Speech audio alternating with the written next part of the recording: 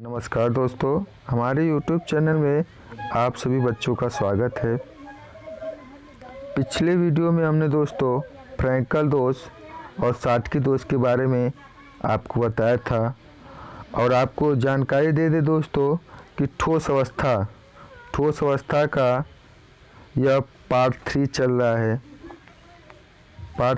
रहा है दोस्तों। यदि आप लोगों ने पार्ट 1 इसका और पार्ट 2 नहीं देखा है तो वीडियो में जाकर दोस्तों देख ले, ठीक है। तभी आपको आगे की चीज़ें समझ में आएंगी दोस्तों। और आपसे रिक्वेस्ट है कि नए बच्चे जो हैं वह चैनल को सब्सक्राइब कर ले और वीडियो को दोस्तों लाइक कर दे। तो चलते हैं अपने कॉन्सेप्ट की तरफ। तो आज का कॉन्सेप्ट है दोस्तों कि फ्रैंकल तथा साटकी दोष में अंतर, ठीक है। तो हमने आपको पिछले वीडियो में फ्रैंकल दोष और साटकी दोष के बारे में बताया था।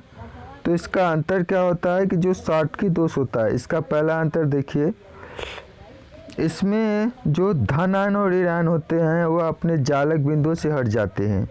धन आयन और ऋण आयन जो होते हैं, जो इनकी जालक बिंदु होती है दोस्तों, इससे हट जाते हैं। लेकिन आपका जो फ्रैंकल दोष में होता है, ठीक है, जो फ्रैंकल दोष में होता है, इसमें क्या होता है कि कोई एक आयन या धन आयन हो चाहे ऋण आयन हो, अपने जालक बिंदु से हट कर कहाँ चले जाते हैं, अंतराकाशीय स्थान में चले जाते हैं दोस्तों, ठीक।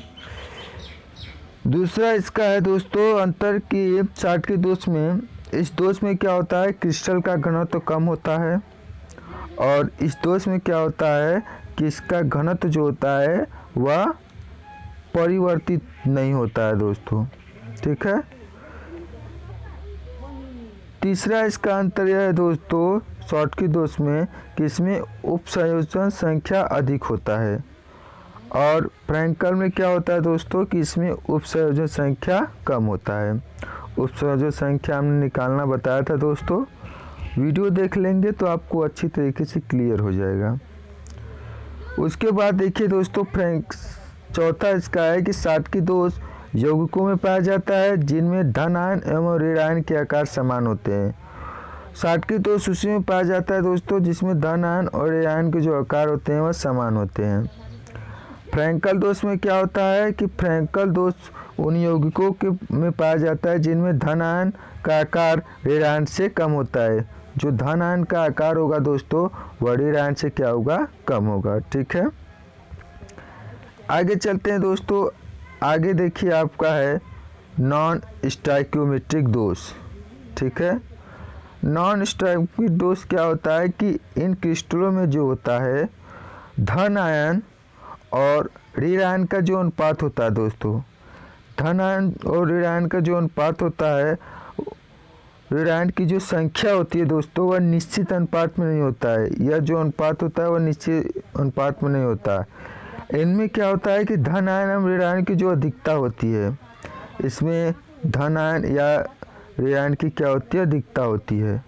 इसीलिए इस दोष को कहते हैं दोस्तों नॉन स्टोइकियोमेट्रिक दोष, ठीक है। यह भी आपके दो प्रकार के होते हैं। पहला होता है धातु अधिकता दोष और दूसरा होता है धातु न्यूनता दोष, ठीक है। आगे चलते हैं कि कॉन्सेप्ट की तरफ। तो ध्यान दीजिएगा, इसके बाद आपका आता है इसमें चुंबकीय गुणों के आधार पर पदार्थों के प्रकार। तो चुंबकीय गुणों के आधार पर दोस्तों जो पदार्थ होते हैं आपके दो प्रकार के होते हैं। पहला क्या होता है दोस्तों, अनुचुंबकीय पदार्थ, ठीक है। अनुचुंबकीय पदार्थ क्या होता है, ध्यान से सुनिएगा दोस्तों कि वे पदार्थ जिनमें अयुग्मित इलेक्ट्रॉन, ये दोस्तों आपका है अयुग्मित इलेक्ट्रॉन पाए जाते हैं तथा चुंबकीय क्षेत्र में रखने पर आकर्षित होते हैं। ये ऐसे पदार्थ होते हैं जिसमें दोस्तों अयुग्मित इलेक्ट्रॉन पाए जाते हैं तथा जो चुंबकीय क्षेत्र होता है रखने पर क्या करते हैं, आकर्षित होते हैं, तो अनुचुंबकीय पदार्थ कहलाते हैं, ठीक है। संक्रमण तत्वों के धनांक जैसे आपका दोस्तों हो गया Mn2+, Fe2+, CO2+, Ni2+, इत्यादि जो आपके होते हैं दोस्तों, आपके अनुचुंबकीय पदार्थ होते हैं। ठीक है। दूसरा आपका है दोस्तों प्रतिचुंबकीय पदार्थ। प्रतिचुंबकीय पदार्थ क्या होता है, ध्यान दीजिएगा। वे पदार्थ जिनमें एक भी अयुग्मित इलेक्ट्रॉन नहीं पाया जाता है। इसमें क्या होता है कि एक भी अयुग्मित इलेक्ट्रॉन नहीं पाया जाता है तथा चुंबकीय क्षेत्र पर रखने पर प्रतिकर्षित होते हैं। अनुचुंबकीय में आकर्षित होते हैं, लेकिन इसमें क्या होता है, प्रतिकर्षित होते हैं। इसीलिए इन्हें क्या कहते हैं दोस्तों, प्रतिचुंबकीय पदार्थ कहते हैं। ठीक है। एग्जाम्पल के तौर पर देखिए दोस्तों, एग्जाम्पल है धन आयन में, जैसे आपका हो गया Na+, Mg2+, Al3+। ठीक है। आपका ऋण आयन में देख लीजिए O-, O-, F-, Cl-। ठीक है। ऐसे पदार्थ आपके प्रतिचुंबकीय पदार्थ कहलाते हैं। ठीक, यह हो गया चुंबकीय गुणों के आधार पर। अब हम देखते हैं विद्युत गुणों के आधार पर। विद्युत गुणों के आधार पर पदार्थ के प्रकार देखते हैं दोस्तों। तो विद्युत गुणों के आधार पर जो पदार्थ होते हैं दोस्तों, आपके 3 प्रकार के होते हैं। कितने? 3 प्रकार के। पहला आपका होता है विद्युत चालक। विद्युत चालक क्या होता है, ध्यान दीजिएगा कि वे पदार्थ जो विद्युत के सुचालक होते हैं, वे पदार्थ जो विद्युत के सुचालक होते हैं तथा ताप बढ़ने पर इनकी चालकता में वृद्धि हो जाती है। इन पदार्थों में मुक्त इलेक्ट्रॉन पाए जाते हैं, विद्युत चालक कहलाते हैं। ठीक है।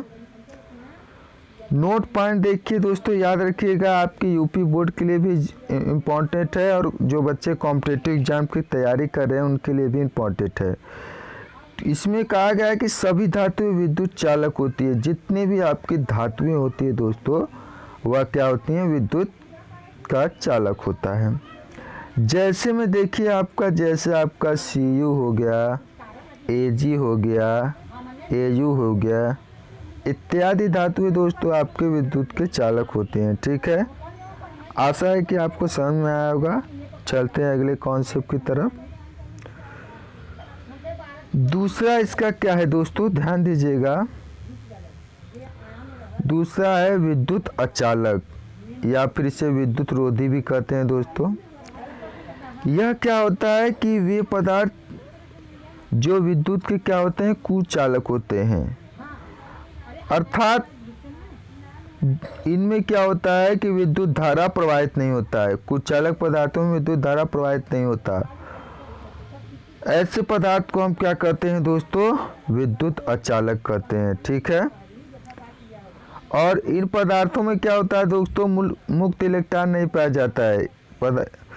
अचालक में पाया जाता है, लेकिन अचालक में मुक्त इलेक्ट्रॉन नहीं पाया जाता। जैसे आपका कांच हो गया दोस्तों, रबर हो गया, प्लास्टिक हो गया, इत्यादि। ठीक है।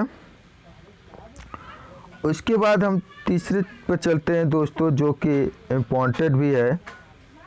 ठीक है। यह आपकी परीक्षा की दृष्टि से भी इम्पोर्टेंट है, तो ध्यान दीजिएगा। वे पदार्थ जिनकी विद्युत चालकता चालकों से क्या होती है, जिनकी विद्युत चालकता तथा कुचालकों के मध्य की होती है। वे पदार्थ क्या होता है, जिनकी विद्युत चालकता चालकों तथा कुचालकों के मध्य होती है, अर्धचालक कहलाते हैं। या फिर हम यह कह सकते हैं कि वे पदार्थ जो विद्युत के कुचालक होते हैं तथा गर्म करने पर या अशुद्धि मिलाने पर सुचालक की तरह व्यवहार करते हैं, अर्धचालक कहलाते हैं। जैसे आप देख लीजिए दोस्तों, लकड़ी आपका क्या है, एक अचालक है। ठीक। लेकिन हम इसे पानी में यदि भिगो देते हैं तो यह क्या करता है, चालक की तरह व्यवहार करने लगता है। ठीक है। तो यह सब जो घटना होती है दोस्तों, यह पदार्थ आपके अर्धचालक कहलाते हैं। ठीक है। इसमें आपका SI, ZE और AS इत्यादि दोस्तों होते हैं। अर्धचालक जो होते हैं दोस्तों आपके दो टाइप से होते हैं। एक होता है दोस्तों एन टाइप और दूसरा होता है पी टाइप। तो देखते हैं क्या होते हैं दोस्तों।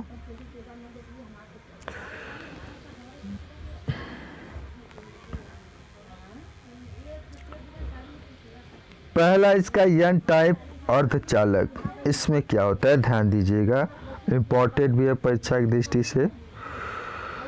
तो ध्यान से देखिए दोस्तों कि जब यह शुद्ध SI या JE में, SI मतलब सिलिकॉन, JE मतलब जेनेरियम में के मध्य क्या होता है संयोजकता तत्व, जैसे आपका होगा फास्फोरस मिलाते हैं तो यह एन टाइप अर्धचालक का निर्माण होता है। ठीक है, चूँकि इसमें जो P एक अतिरिक्त होता है दोस्तों जो एनोड की ओर गति करता है, जिसमें विद्युत का चालन होता है। मान लीजिए दोस्तों इसमें क्या होगा कि ZE और SI दो अर्धचालक है। ठीक है, इसमें हमने क्या किया, P मिला दिया। क्या किया दोस्तों, हमने इसमें P मिला दिया तो यह क्या करेगा, एन टाइप का व्यवहार करने लगेगा। ठीक है, तो ऐसे अर्धचालक को एन टाइप अर्धचालक कहेंगे। देखिए जो एनोड होता है दोस्तों वह प्लस का कार्य करता है और जो कैथोड होता है वह माइनस का कार्य करता है। ठीक है, मान लीजिए XI का विलयन था। ठीक है, उसमें हमने क्या किया, फास्फोरस मिला दिया तो यह जो गति हुआ दोस्तों यह एन टाइप हुआ। ठीक है, आशा है कि आपको समझ में आ गया होगा। यदि नहीं आया तो कमेंट बॉक्स में जरूर बताइएगा। आगे आपको चलते हैं पी टाइप अर्धचालक। पी टाइप अर्धचालक क्या होता है, ध्यान दीजिए कि जब शुद्ध SI या ZE में त्रिसंयोजित तत्व Al एल्युमिनियम तो पी टाइप के बाह्य अर्धचालक का निर्माण होता है। चूँकि ध्यान चित्र से समझिएगा दोस्तों कि चूँकि इसमें Al में क्या होता है कि एक इलेक्ट्रॉन की कमी होती है, जिसके कारण धन आवेशित छिद्र उत्पन्न हो जाता है और यह एनोड की ओर गति करता है, जिसमें विद्युत का चालन प्रारंभ हो जाता है। चित्र देखिए दोस्तों, इसका चित्र ध्यान दीजिएगा। SI का विलयन था दोस्तों, देखिए हमने क्या किया, Al मिला दिया एल्युमिनियम, यह आपका धन आवेशित छिद्र का काम करने लगा दोस्तों यहाँ पर।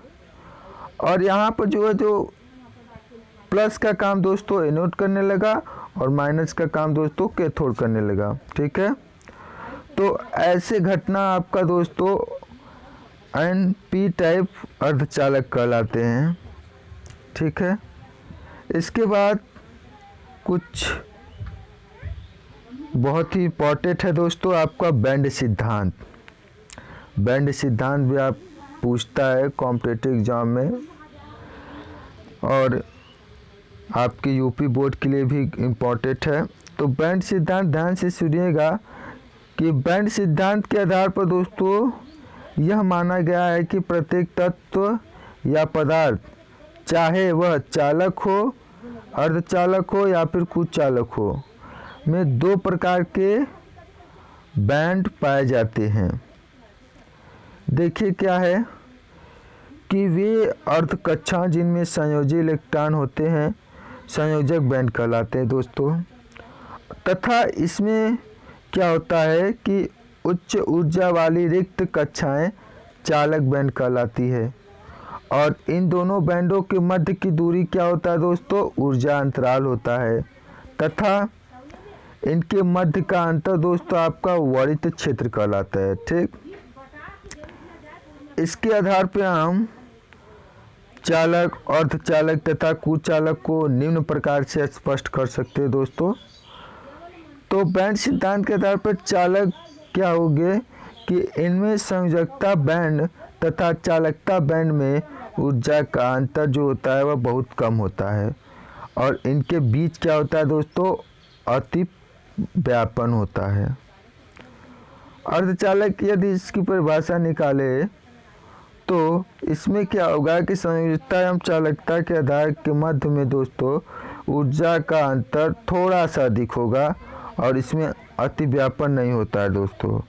इनका जो ऊर्जा का अंतर होता है वह चालक और कुचालक के मध्य होता है। ठीक, यदि हम विद्युत चालक की बात करें तो इसमें संयोजकता बैंड एवं चालकता बैंड के मध्य ऊर्जा का अंतर जो होता है वो बहुत कम होता है और इनके जो इलेक्ट्रॉन होते हैं दोस्तों वो वरित क्षेत्र को नहीं पार कर पाते दोस्तों। ठीक है,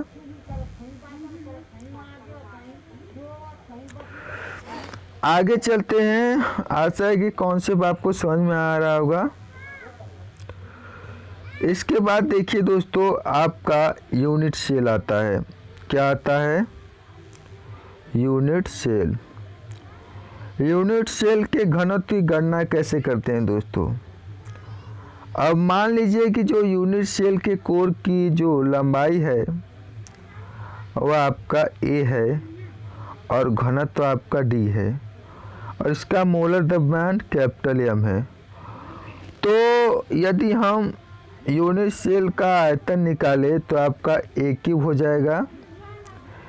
यदि हम यूनिट सेल का द्रव्यमान निकाले तो आपका कितना होगा दोस्तों? Z इंटू M, जहाँ आपका Z क्या है? परमाणु की संख्या है और M क्या है? एक परमाणु का दोस्तों द्रव्यमान है। ठीक, इसमें यदि हम एक परमाणु का द्रव्यमान निकाले दोस्तों तो आपको हो जाएगा M/NA। ठीक, जहाँ NA आपका क्या है? अवोगाद्रो संख्या है। क्या है दोस्तों? अवोगाद्रो संख्या है। इसका मान क्या होता है दोस्तों? इसका मान होता है 6.023 गुणे 10⁻23 मोल इनवर्स। ठीक है, और आपका इसमें जो कैपिटल M है दोस्तों यह आपका क्या है? मोलर द्रव्यमान है। ठीक है, आगे ध्यान से समझिएगा दोस्तों। अतः यदि हम यूनिट सेल का घनत्व निकालते हैं तो यूनिट सेल का द्रव्यमान बटे यूनिट सेल का आयतन, क्योंकि आप जानते हैं दोस्तों जो घनत्व होता है दोस्तों, घनत्व बराबर क्या होता है? जो घनत्व बराबर होता है द्रव्यमान बटे आयतन। ठीक है,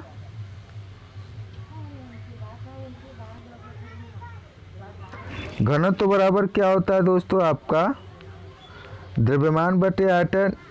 लेकिन हम यहाँ यूनिट सेल का निकाल रहे हैं तो यूनिट सेल में हो जाएगा घनत्व दोस्तों यूनिट सेल का द्रव्यमान बटे यूनिट सेल का आयतन।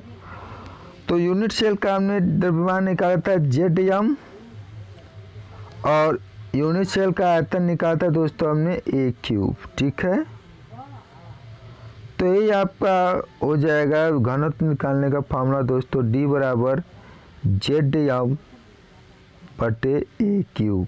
ठीक है, यदि अवगाद्रो संख्या से यदि हम गुणा कर लेते हैं दोस्तों तो D बराबर हो जाता है Z कैपिटल M बटे A³ NA। ठीक है, ध्यान से देखिएगा जो एक परमाणु का द्रव्यमान था वह स्मॉल था दोस्तों। ठीक है, ध्यान दीजिएगा जो एक परमाणु का द्रव्यमान था स्मॉल m था दोस्तों। कितना था? M बटे NA था। ठीक, अब यहाँ पे हमने D निकाला था दोस्तों। D आपका कितना आया था? ZM बटे A³। इसी में हम दोस्तों M का मान रखे हैं तो आपका फार्मूला बन जाएगा Z कैपिटल M बटे A³ NA। ठीक है, आगे बढ़ते हैं दोस्तों। इससे आप घनत्व निकाल सकते हैं। नोट में देखिएगा कि जब मात्रा ग्राम में हो दोस्तों तो परमाणुओं की संख्या कैसे निकालते हैं। इसके लिए यह फार्मूला होता है दोस्तों W इंटू एन ए बटे कैपिटल एम। ठीक है, इस पर बेसिक सवाल देखते हैं।